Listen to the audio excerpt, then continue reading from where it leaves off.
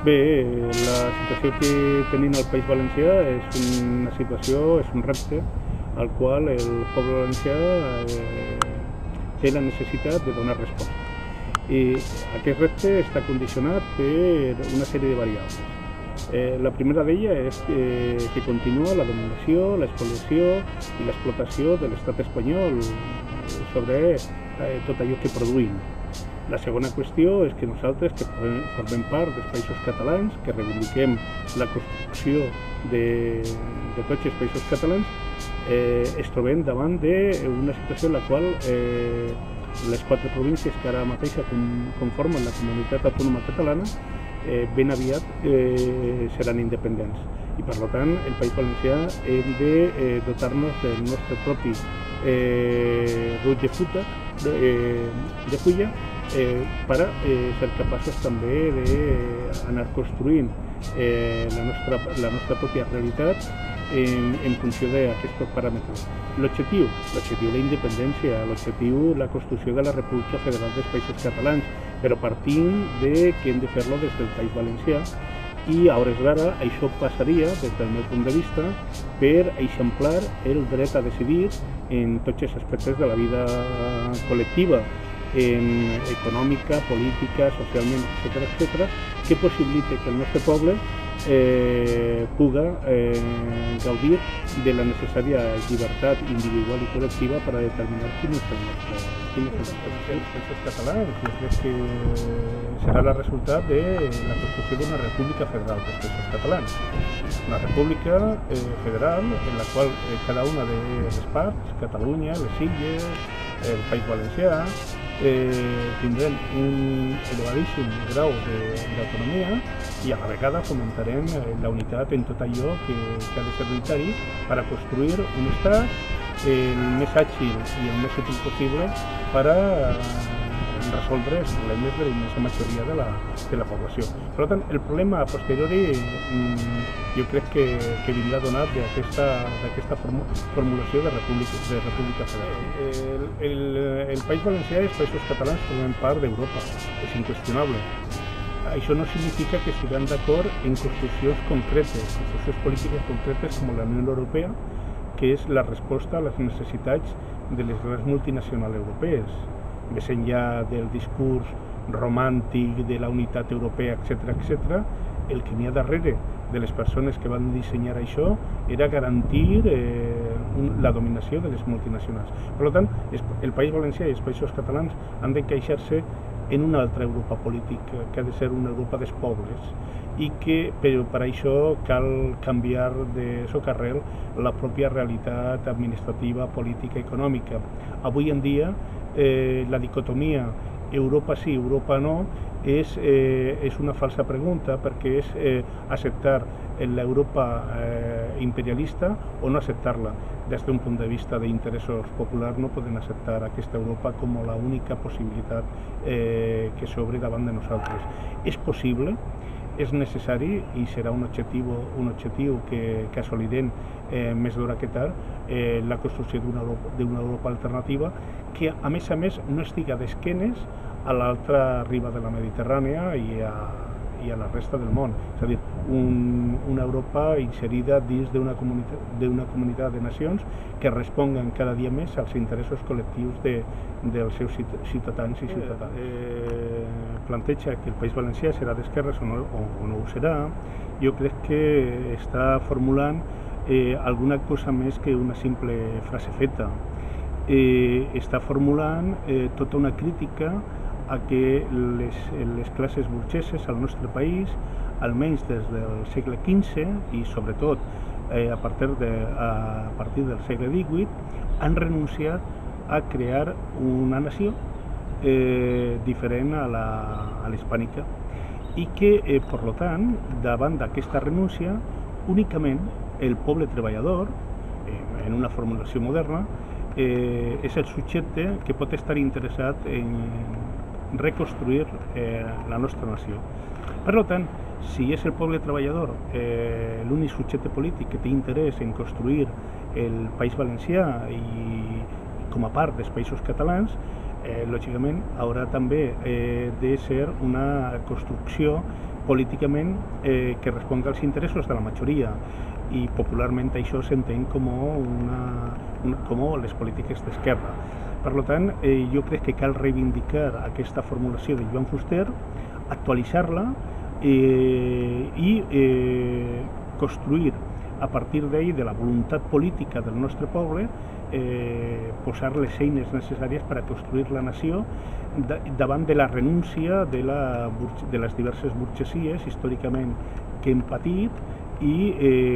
autoconvertir-nos en el subjecte polític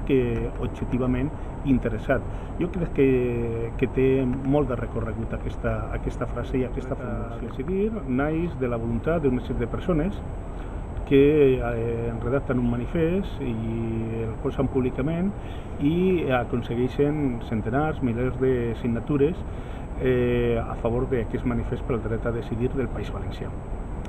Durant una primera època, aquesta plataforma responia als interessos de persones més o menys significatives d'un venteig polític prou ample al País Valencià.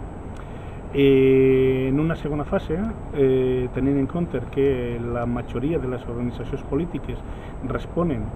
a un calendari electoral i es veuen condicionades per aquest calendari, la plataforma dona un pas més, va més enllà i es constitueix com una plataforma, podríem dir, que va més enllà de les organitzacions polítiques i és assumida per molta gent que no té aquest condicionant. No defugís el combat polític, al contrari, però en una vessant molt més ampla que la simple confecció d'una candidatura, la presentació d'unes eleccions i demés. La plataforma pel dret a decidir, per tant, està més viva que mai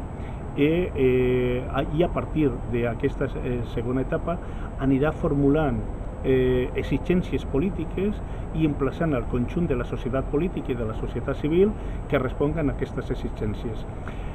La plataforma en la seva primera etapa ha aconseguit un èxit fonamental i és que ja la pràctica totalitat de les organitzacions polítiques, socials, sindicals, feministes, etc., han fet seu el discurs del dret a decidir. Això és un èxit sense precedents en aquest país que jo crec que la plataforma ha obtingut. Ara, a partir d'ara, l'objectiu ha de ser molt més ambiciós i és no solament situar el dret a decidir des d'un punt de vista teòric, sinó sentar la fonamentació per a poder exercir-los en tots aquells aspectes que considerem que és subjecte de decisió. Jo crec que cal clarificar que la crisi ha sigut una crisi real, però cal qualificar clarament de què estem parlant. La crisi és una crisi del sistema econòmic i polític capitalista. Una crisi que cíclicament ens visita perquè el règim de producció capitalista està condenat a patir-les periòdicament per la seva pròpia idiosincràsia. A més, aquesta crisi, una més d'una llarga crisi que arrosseguem d'una manera més latent, més larvada o més evident, depèn de períodes, però que arrosseguem des del principi dels anys 70, va coincidint, va acumulant en altres crisis culturals, identitàries, democràtiques, etc.,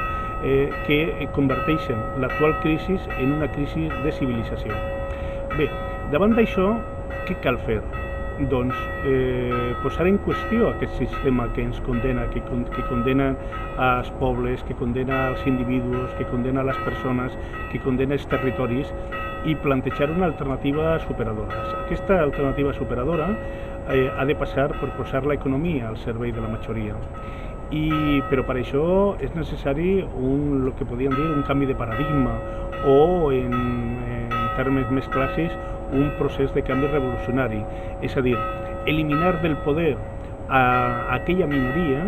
que s'aprofita d'un sistema profundament vertical, profundament corrupto, profundament genocida, profundament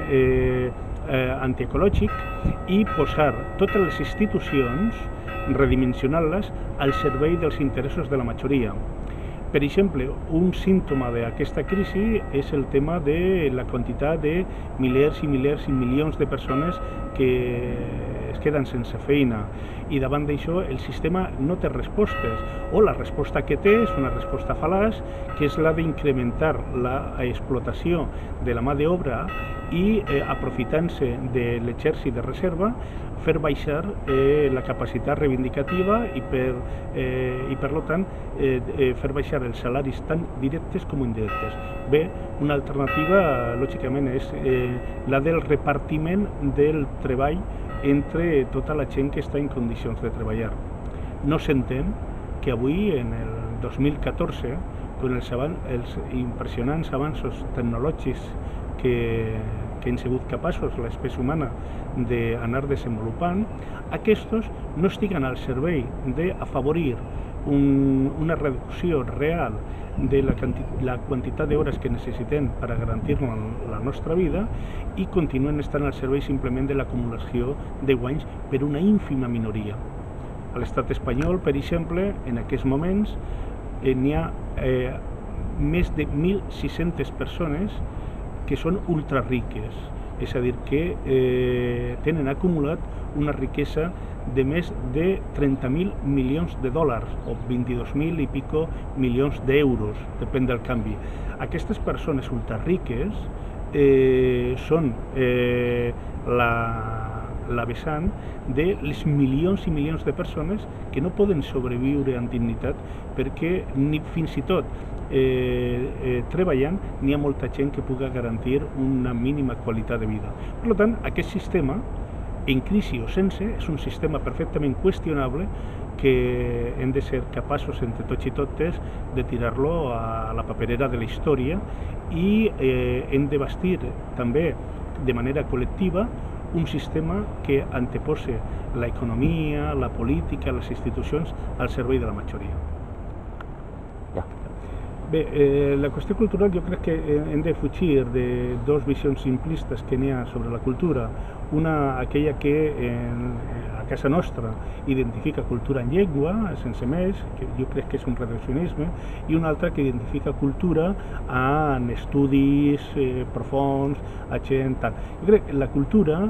és tot allò que no és natura, és a dir, és el conjunt de coneixements que la humanitat, que hem anat acumulant al llarg del temps, que passem de generació a generació, que es filtrem, que es depurem i que en definitiva responen a les formes de viure de les quals ens dotem. Per tant, la cultura